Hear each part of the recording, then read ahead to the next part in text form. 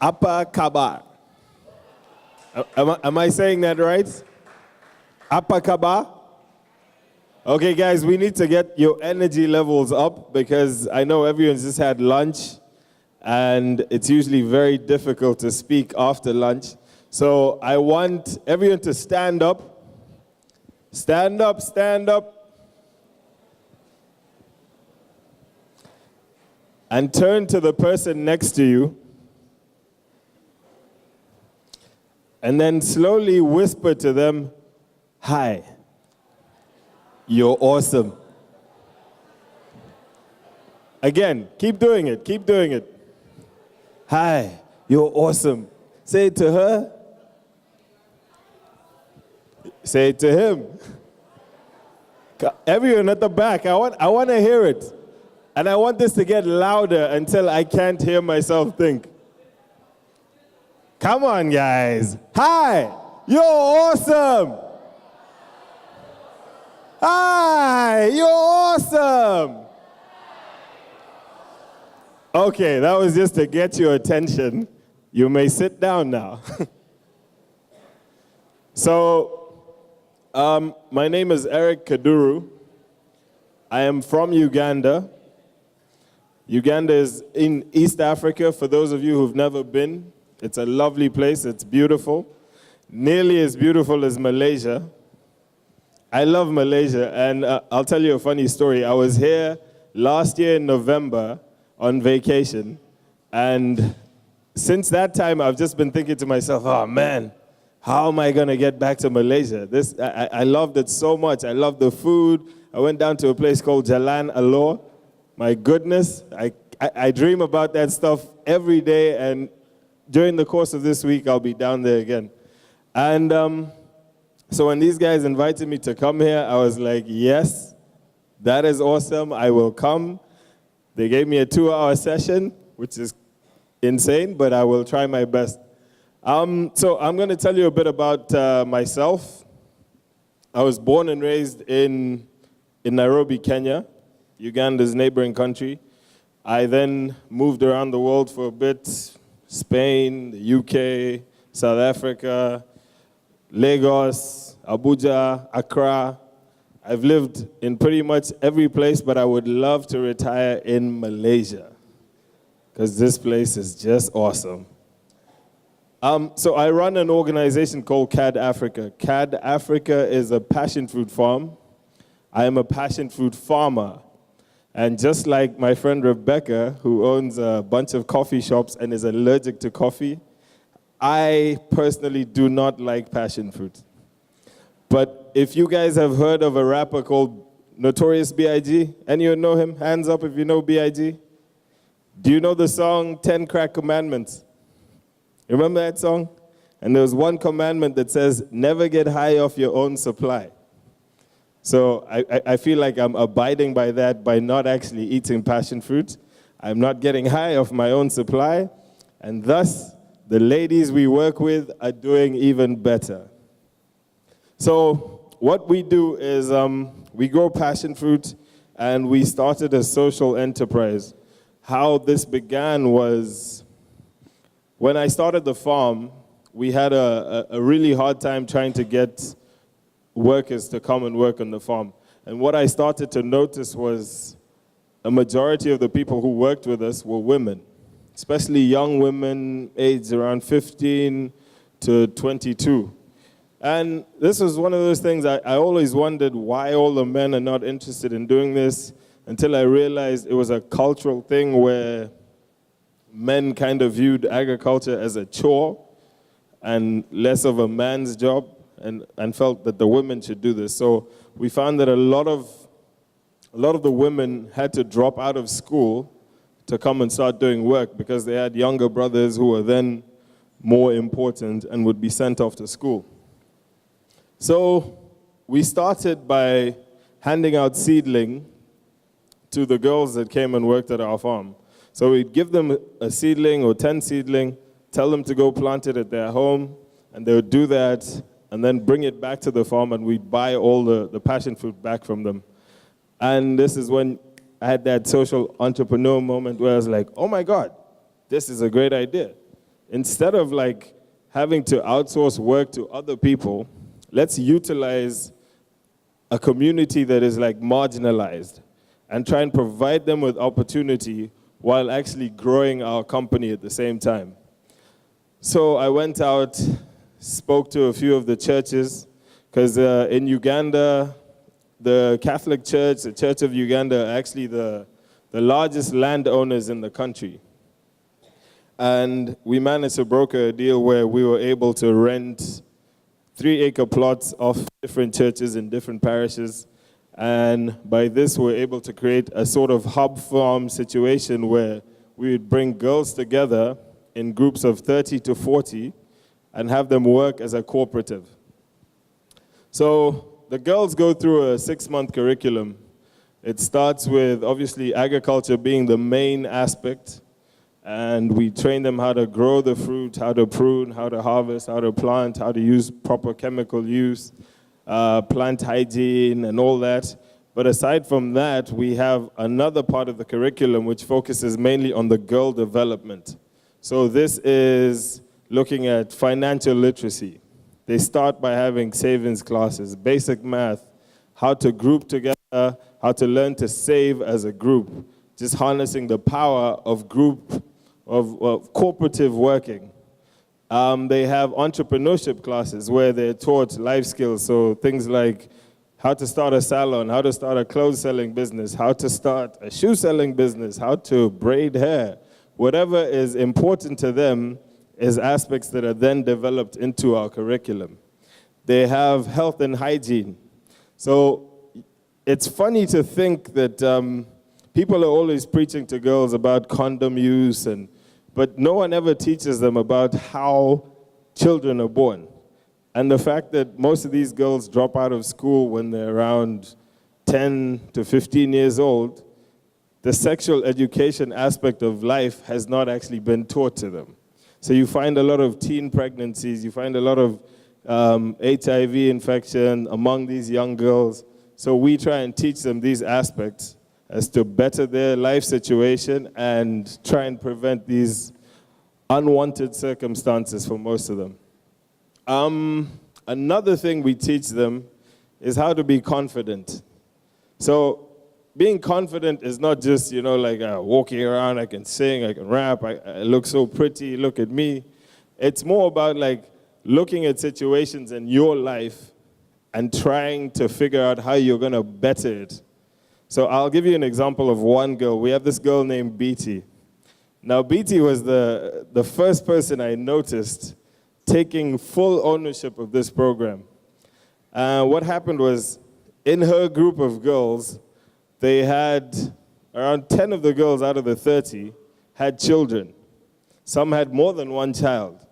And none of these kids were going to school during the day. They would come to the farm, they'd work together. And this was BT's like aha moment. And she's like, okay, you know what? I'm going to start a little nursery school. So she started a nursery school under a tree. And at her nursery school, she was taking care of all the kids from her group. Then all of a sudden, the group from the neighboring parish were like, hey, there's a daycare over there. Let me take my kids there. So what BT would do is instead of having these girls pay her cash, she would exchange from their harvest. So when you harvest, she'd be like, I'll take 10 of your fruit or 1 kg of your fruit to pay me for my services.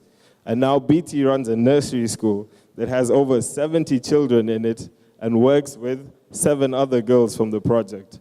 It's just one of those things that you look at and you're like, oh, wow, this is actually benefiting a community. Another thing we have been happy to report, or we are happy to report, is since starting the program, we've had no unwanted pregnancies in our Kad Africa experience, which has been amazing. So there are no unwanted kids running around the village, and the girls are all aware on how to practice safe sex, sexual reproduction, hygiene, and it has been great. So, I feel like I've talked I know I have 2 hours, so I'm going to have an interaction part with the audience because I can only say so much about what I do. I'll start feeling selfish, like I'm hogging everything. So I'm going to open the floor up to questions about anything you want to know about. If you want to learn about rap music, boom, ask me. You want to learn about movies, boom, ask me. I got that too. But mainly, if you want to learn about Kad Africa, feel free to ask questions. So is there... Oh, actually, you know what I'll do? I'll walk around, because we don't need to... Anyone have a question? Okay, there you go. How you usually answer the investor question about ROI, about your projection, the return of investment? Okay, this is a good question. What we do is we're a business first. The social enterprise is a part of the business. So like when you're going to investors, you have to make sure that they know that they're going to make their money back. And I feel like the only way for social entrepreneurship to work, or social enterprises to work, is to actually partner with business to create sustainability. So like when we invest in a 3-acre plot, the girls are learning a lot, they're growing a produce that then can be sold. So we buy everything back and then sell it. We currently export to the UK, to Europe, and sell a lot of the produce locally. So have I another question? Because this is a very fundamental question that the investor will ask. And when you get your first investor, after how many numbers? So passion fruit takes 6 months to grow. On an acre of passion fruit, you can harvest, let's say, 1,000 kilograms a month. You can sell a kilogram at 4,000 shillings per kilogram. So if you do the math, you technically, from the one site you invest in, could return the money in 6 months. So like it's a 6-month turnaround. Oh. My question is that when you get your first investor, once you started your social enterprise, when the first money coming in? Sorry, my bad. We got our first investment in 2012, and that was for $20,000. It was a small investment, and we paid it back within 8 months. Any more questions? Come on, guys. Oh, there you go. Sorry. Hello, hi. My name's Quinn. Could you explain a little bit about how you were able to get the piece of land? And then I noticed that your background is not actually in farming. So how did you actually get the expertise in farming? You know, what sort of soil? Like, you know, why did you pick passion fruit? Yeah. Okay, so my background was in advertising. Actually, no. My background is in international relations. That's what I studied at university. I worked in advertising for 6 years before farming.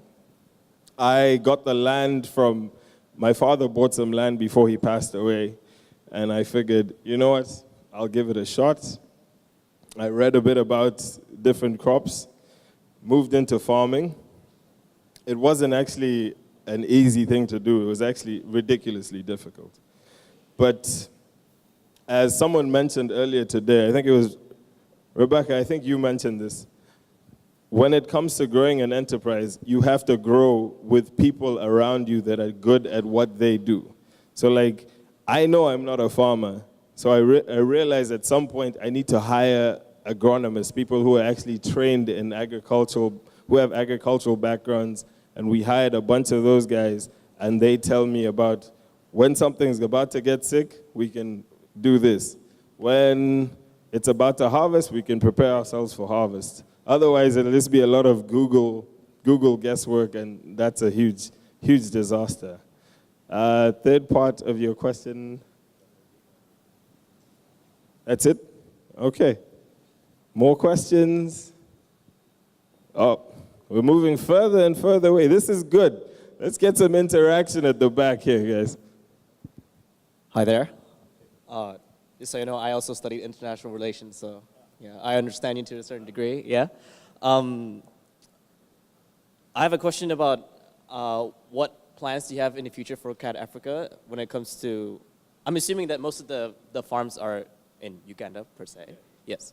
Do you have any plans for like expanding to, you know, other countries, other cities or not? Because, I mean, you know, more like I'm assuming the business is more or less the selling of passion fruit, but also, you know, empowering and teaching women the needed skills to, you know, help themselves and help others around them. I was wondering if, you know, you have anything beyond that to add? Thank you.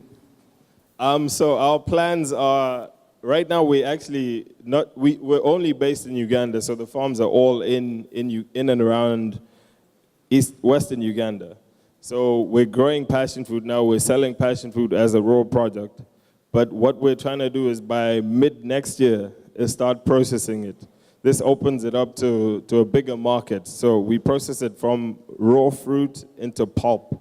So pulp is a main ingredient used in making passion fruit juice, tropical juice blends, and then that'll also open doors to like other export areas that we can't currently get to right now. So like the USA, for the reason of we can't export raw fruit there because there's a fruit fly that is found in East Africa that prohibits us from moving it to the States.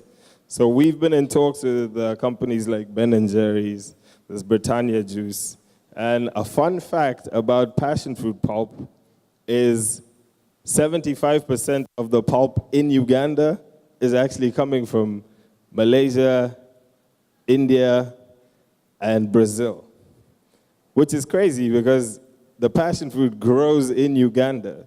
So we might as well create a supply chain that can then enable us to add value to the passion fruit and then sell the pulp locally, that is locally made, provide higher income for our girls, higher income for our farmers, and so on. Is that cool? Any more questions? Oh. Hi, Eric. Hi. My name is Sandra. I just want to ask, what's your definitions of social enterprise? Do you share 100% of your profit with your team members, or you keep the profit? Oh. At the risk of not sounding greedy. No, I'm joking. So my definition of social enterprise is just basically something that is helping other people.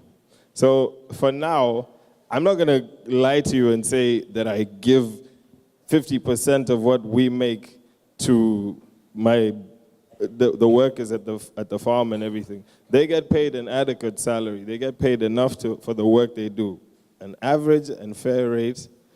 But what we do re-inject is 50%. 50% of what we earn is re-injected into starting up new sites with new girls.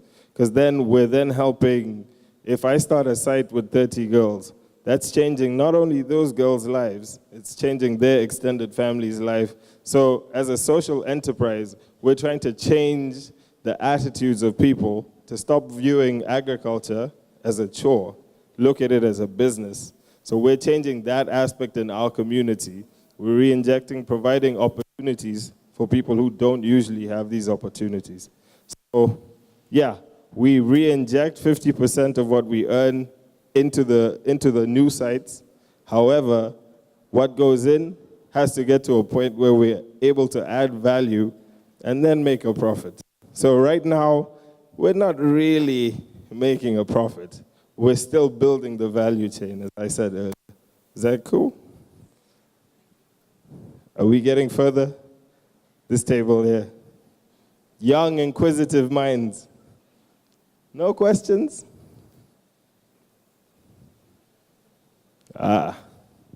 Rebecca. I've got like a dozen questions. Take up the rest of the 2 hours. Sure. So how does the funding of the life skills and all of the other things that you're doing happen, and who delivers that? Is it like a curriculum? And is that, kind of how structured is that, and how is it funded? We have a curriculum that has developed over a couple of years. It's been tailor-made to suit Uganda, but this can obviously be replicated to any country, depending on the social needs of a community. So we have facilitators who are trained on site. to do the life skills coaching, the business, the financial literacy classes. We have facilitators who are also trained in agriculture. So they mix up together. So we aggregate the days of the week. So we have 2 days of the week where they're doing agricultural classes, 2 days of the week where they're doing business classes, 2 days of the week where they're doing health and hygiene classes. And that's how it works. So a lot of this started from grant funding, but now has moved into an actual integral part of our business. So now the business pays to continue this program. But if the girls know that they can make more money from 5 days a week of farming, or is there a limitation to kind of how much they can, you plant the plants and then you kind of just doing a bit of watering every day and now you've got all this spare time. So are you just using their time really efficiently to do all those other things, or are you taking them away from kind of what could have been entrepreneurial activity? Good question. So it's specifically structured like this because, when you're growing something, it's not growing. It grows every day, but you're not seeing a change. It's like when you're trying to grow your hair. You don't just decide, oh yeah, I'm going to grow my hair real long today. Then wake up tomorrow morning and your hair is long. There's a lot of work that goes into that. So every 2 days, the girls are on the farm pruning, weeding. Those are integral parts of like the initial growing stages. But then the other 4 days of the week, they need to be learning about entrepreneurship.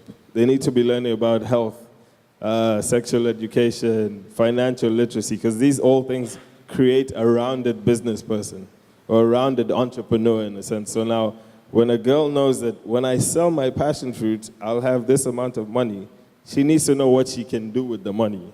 So the 4 days of the week that train her how to use her money properly, how to reinvest it properly. Cool? Any?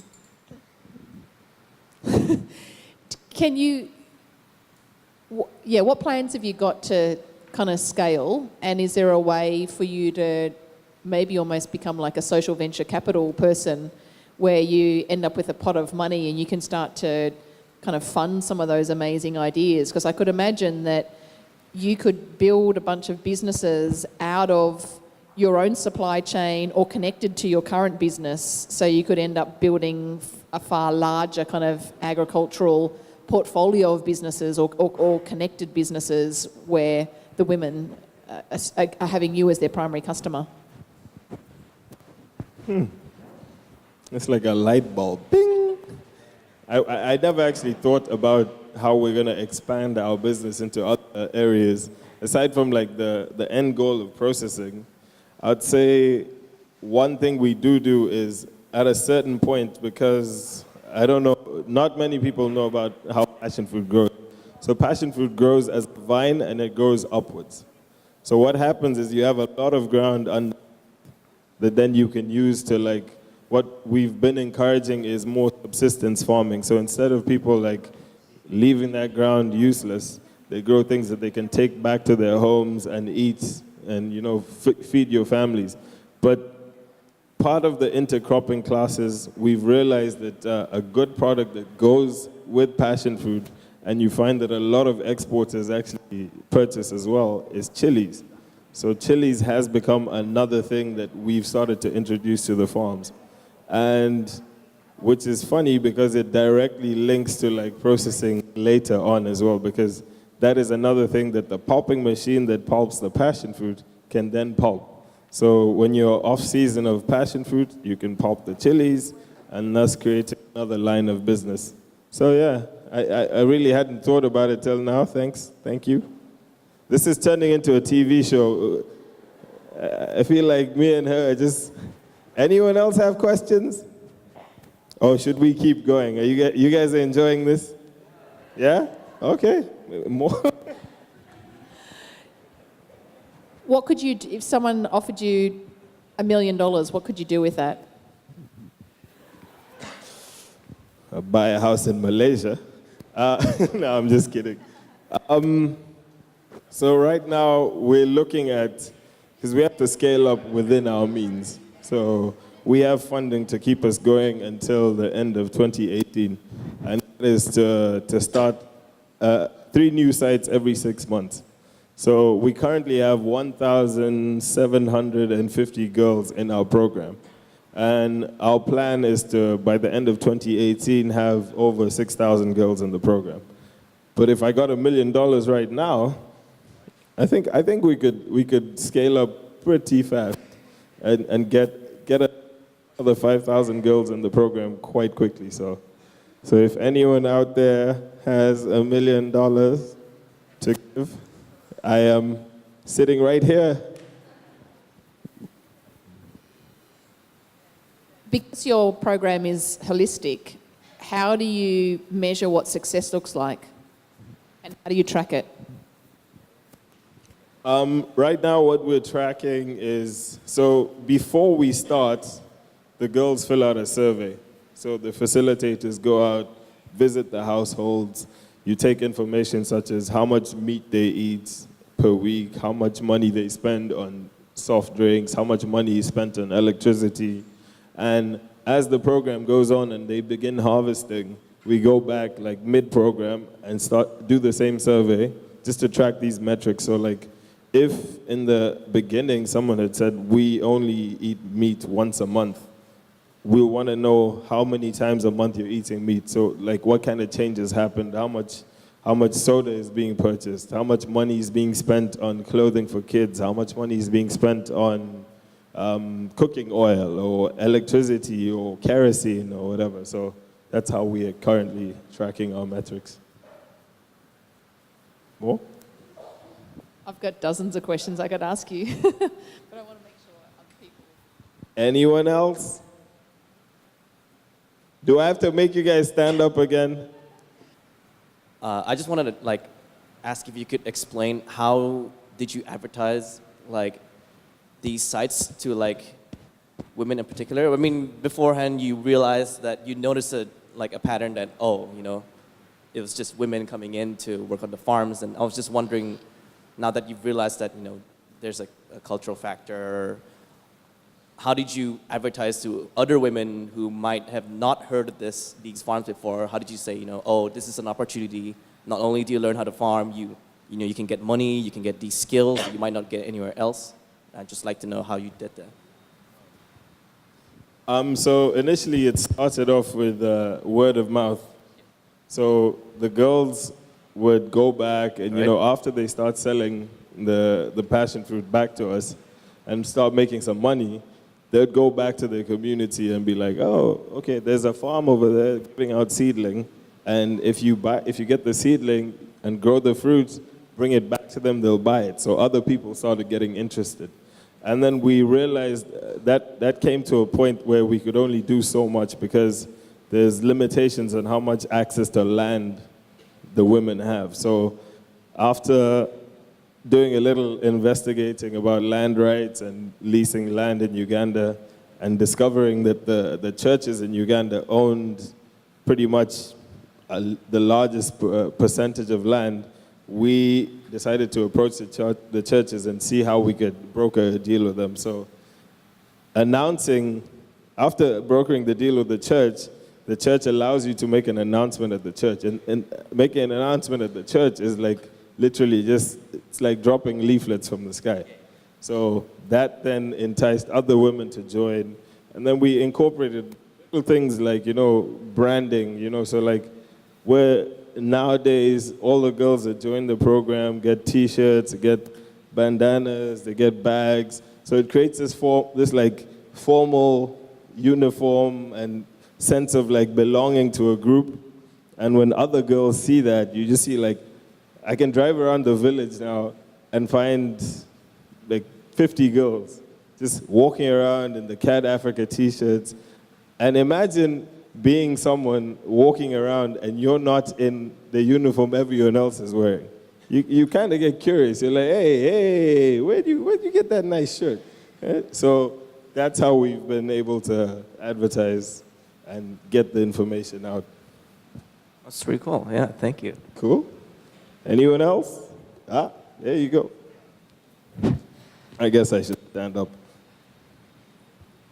Hi, can you share with us the 3 key differences for your operating model as compared to other passion fruit growers? Thank you. 3 key differences. Of your operating model. Yeah. Okay. The first main difference is providing people access to land. Access to land is a huge issue in Uganda. So if you don't have access to land, it's going to hinder your growth. The second and probably most important difference of creating a cooperative farming system is grouping people. So like there was a project run by TechnoServe that did the same thing, provided seedling to farmers, but they'd provide seedling to, let's say, 2,000 farmers in individual households. When it comes to collecting the fruit, it becomes a real headache. So if I have to drive from here to KL to pick up one person's fruit, then drive down to Penang, it's very inefficient. So if I have farms, 3-acre farms with 30 people on each farm growing as a cooperative, it makes it more efficient when I come to pick it up. So I'm not just picking up 1 kg of passion fruit, I'm picking up a ton. I pick up a ton here, pick up a ton in KL, pick up a ton in Cyberview, and that makes sense. Third most efficient thing is monitoring the outputs you give the farmers. So like, if I know that all the seed comes from my hub farm, I can guarantee a certain quality of product that I give out. So when I pick it up, I can also guarantee that all my fruit is from the same nursery. Is that cool? Okay, thanks. And another question is about, social enterprise. What do you think is the ideal organizational structure for social enterprise? As in, the compensation structure, the management or the social entrepreneur versus the doer on the ground? Is that the ideal mix of, the distribution of monetary rewards? Thank you. That's an interesting question. For me, the ideal structure would be, as I mentioned earlier, like a proper partnership. Not just a social enterprise that does good work for a community, but there has to be an element of sustainability. So like partnering with a business is the ideal way to make that work. So the organization can be run in different ways. So we can have, for instance, for our program, we have a program director that deals specifically with social aspects of the program. But then we have an operations manager who is aware of the social aspects. So he comes down, he provides a seedling, he knows when to give the girls what's needed, she knows when to get the materials needed, and they're interlinked and they're synced in the sense that they're not disrupting one another's work. So my job as the operations manager would be to come in, provide you with the inputs you need, but then my job as a program manager would be to make sure that the girls are attending their life skills classes, the girls are going to their financial literacy classes, they're saving money adequately. Does that make sense? I'm just thinking out loud, when we try to label ourselves as social enterprises, what are our responsibilities to the public or to the funders? How transparent should we actually to show that, there is a fair wage policy right from the top down to the beneficiaries? Our responsibilities to our funders. Funders public, because Public. when we label ourselves as social enterprise, Yeah. so it's more for social benefits. But then how do we make sure that the wage structures are actually transparent, or is that necessary to begin with? To actually, how do you value that the management is a lot more? In corporate world, the CEO is paid a lot more than the people on the operation ground. So in the social enterprise space, do we have such problem as well?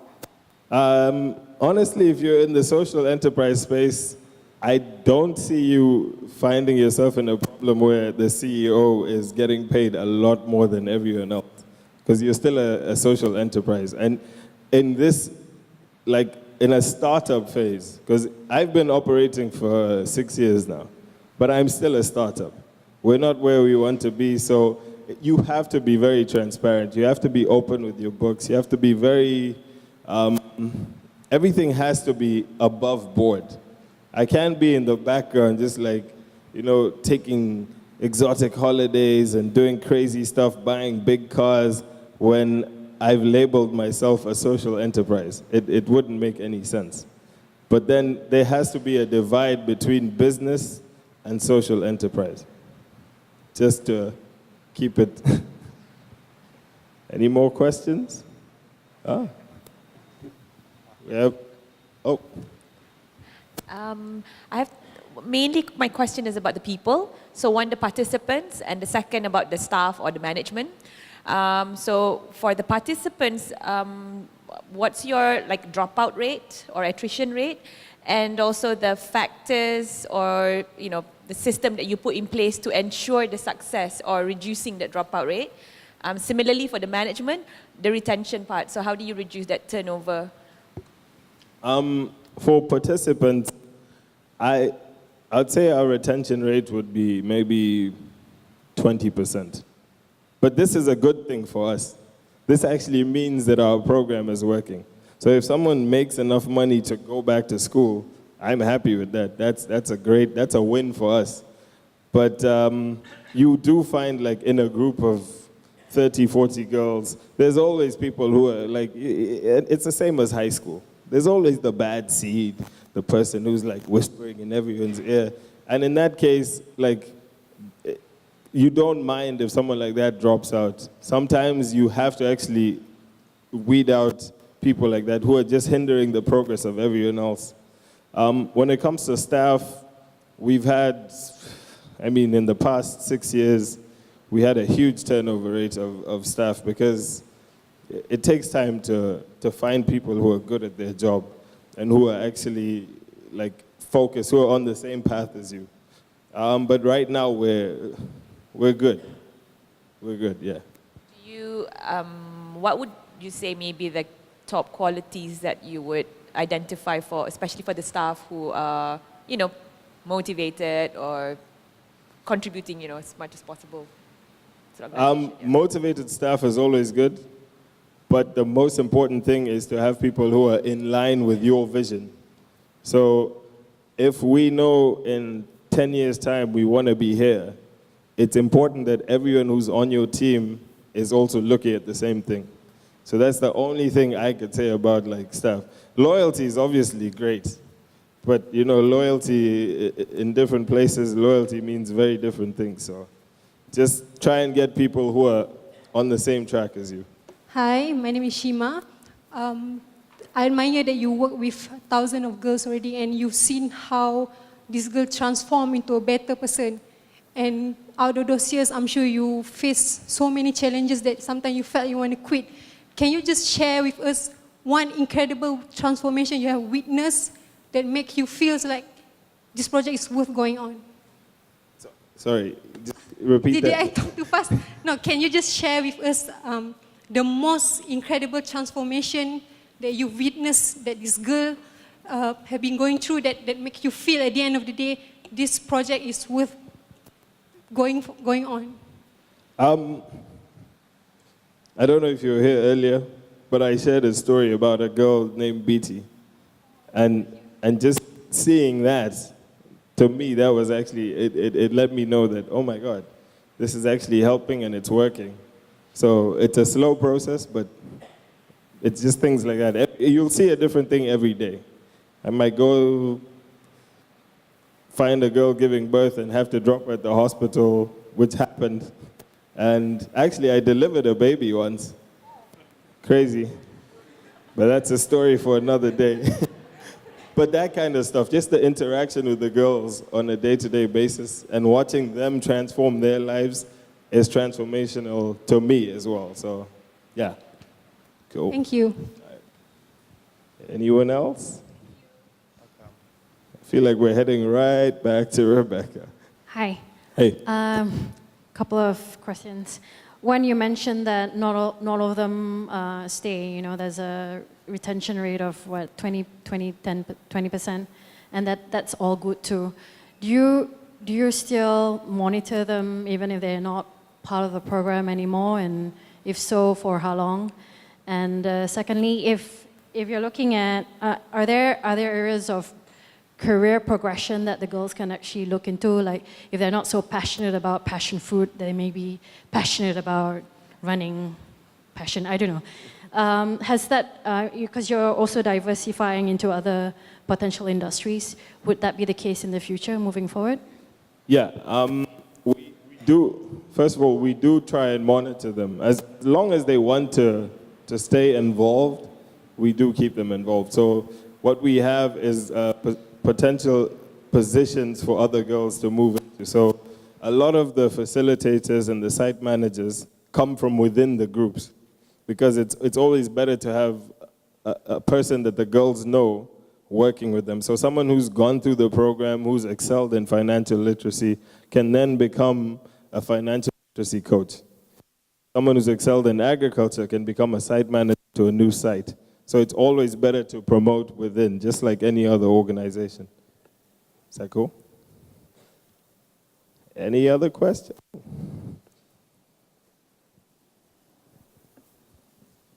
Sorry guys, I keep like moving around and making you turn and just change your positions. I can't stand still. I had the problem in high school.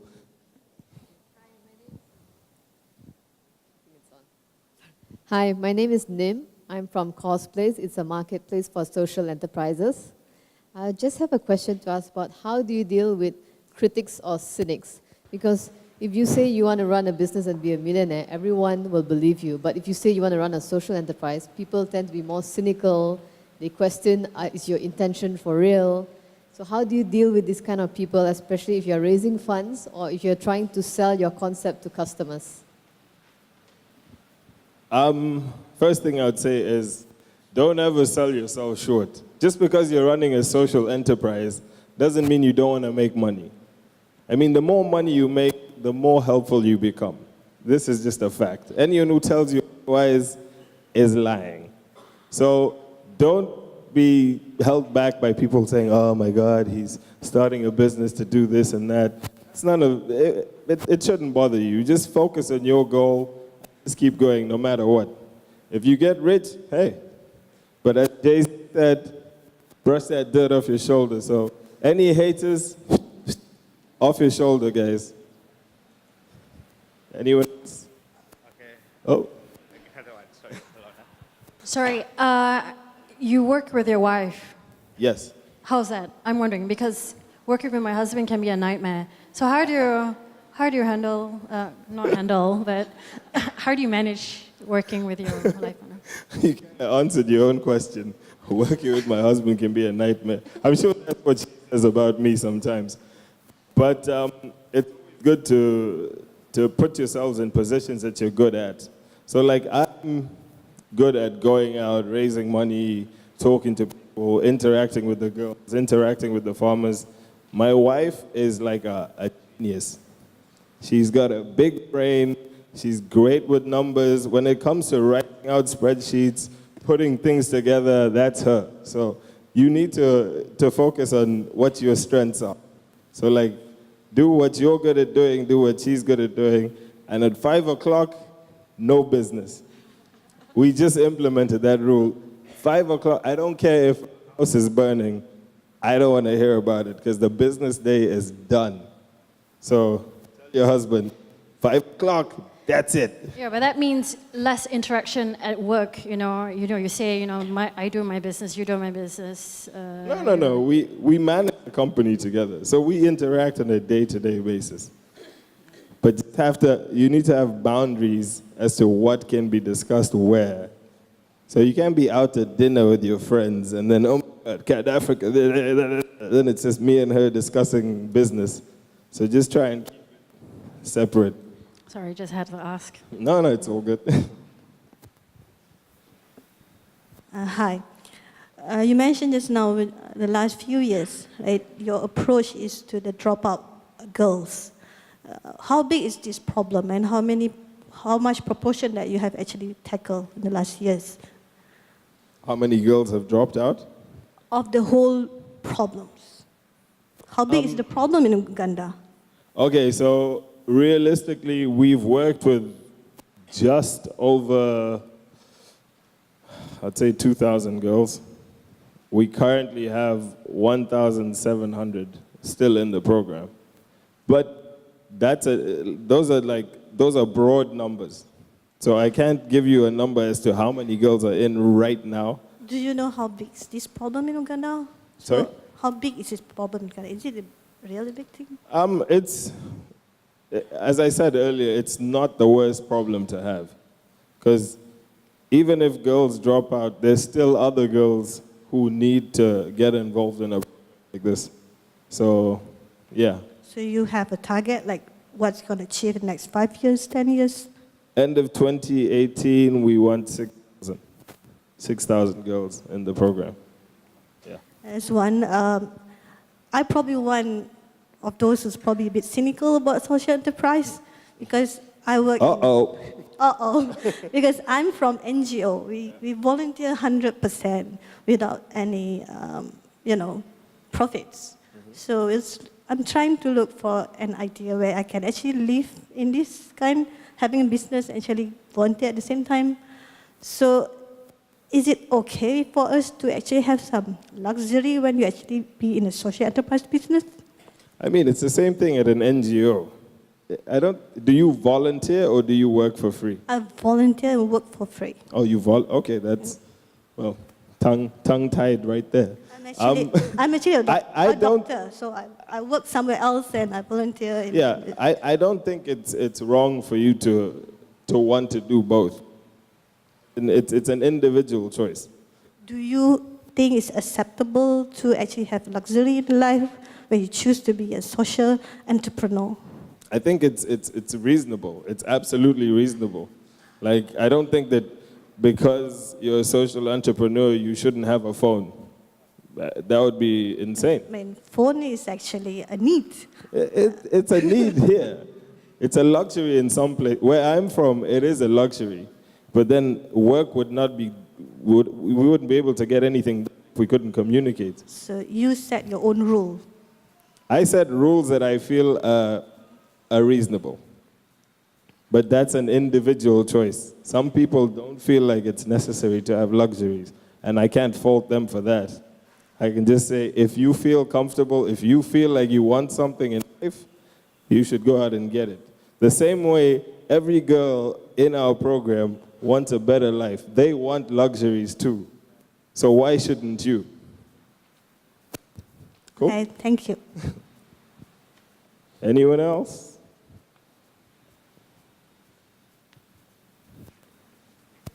Oh. Over there.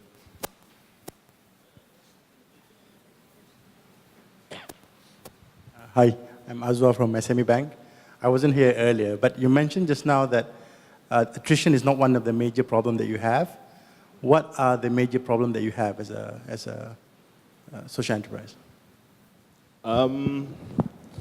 I'd say because it's a social enterprise, you can't view production as the main thing. So like, we're trying to better people's lives. But a major issue we would have, or we do have sometimes, is we need to get standards of production higher. So for instance, if I'm trying to export fruits, it has to look a certain way. But it's unfortunate because I'm working with people who are not like trained farmers or trained agronomists, and as much support as you can give them, you will not always get 100% of what you're expecting. So that's a major issue we have right now. But it's something that progress is a slow process, and eventually we will get there. Cool? Is there like sort of like something that you do to manage in terms of so that you can still sustain? Because is it something that might affect your bottom line or something? What we do to try and sustain that is by having like agronomists and site facilitators on site who are constantly monitoring to try and ensure that the best agronomic practices are going through, are being taken seriously. So if we need to spray at this time, it's important that the girls are taught correctly that this is the spraying schedule, this is the weeding schedule, this is the harvesting schedule. And as they do it for longer, they do get better. So 6 months is the time it takes for the passion fruit to be fully developed, but the plant will be alive for 3 years. So in a period of 3 years, a girl has a lot of time to become a much better farmer. So, yeah. Anything else? Oh. I think we're gonna do 2 hours, guys. This is... Hello.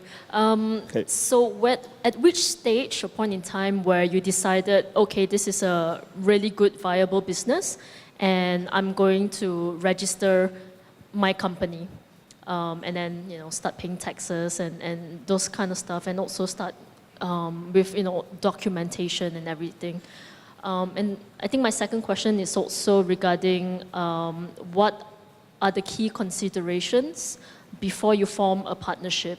What do you look into when you feel like you want to form new partnerships with certain people? What are the key considerations? Okay. Regarding the stage at which we decided to register our company, and actually we registered the company as soon as we started. The registration has changed over time as to fit within the bounds of a social enterprise and whatnot. But when it comes to keeping your books and making sure your financial records are in order, start that from day one, because it only makes it easier later on. Because when someone is coming in to invest, they want to know how you handle money, how you've been keeping books. So I'd advise everyone to keep that from the get-go. Sorry, what was the second? Oh, key considerations for a new partnership would be, obviously, your goals have to be aligned. The person you partner with shouldn't demand more of you than you're actually able to give them. So if, for example, you get grant funding, sometimes it seems like a great idea to get grant funding because it's free money. But then the grant funding it might deviate from your actual goals. So you might have to report this percentage of this over this period of time, which is not actually attainable goal. So it's always good to be aligned with your funders. Is that cool? Cool.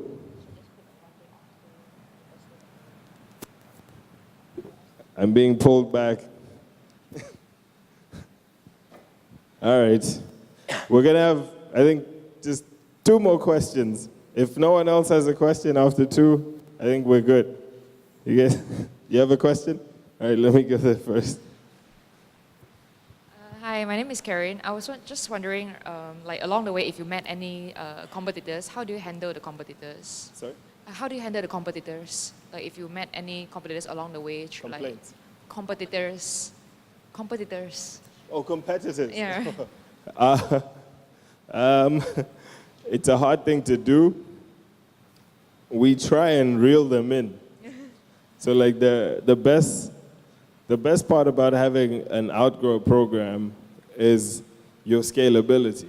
So if someone started a 5-acre farm in my area, for instance, I support that 100%. We consult with a lot of farmers, and at the end of the day, we're creating a market for a lot of farmers in the region. So in most cases, knowing that I have 1,000 acres, any farmer with 5 acres would be like, okay, that guy buys passion fruit, so let me grow it and sell it to him. So right now, that's the only issue we have faced. So in future, I don't know what's going to happen, but for now, we try and work together with our competitors. It was actually in Tanzania, which is completely opposite side from where I am. But that brought down 2 huge infrastructure issues on the farm, and we lost $10,000 worth of equipment. So natural disasters to me or to any farmer will always be the gray hair source. Yeah. What are your other major risks and how will you mitigate them or do you mitigate them? Other major risks is probably running out of money would would be a huge one, because then you wouldn't be able to buy the fruit back, and that would be a huge disaster because you then lose the confidence of the people you're working with. And how do we mitigate this? I basically travel around, we write grants, we write proposals, we're trying to raise money all the time just to stay ahead of that. Okay guys, we're in Malaysia, learning about agriculture in Uganda. Everyone say, Uganda, rise up! Uganda, rise up! Woo! Thank you.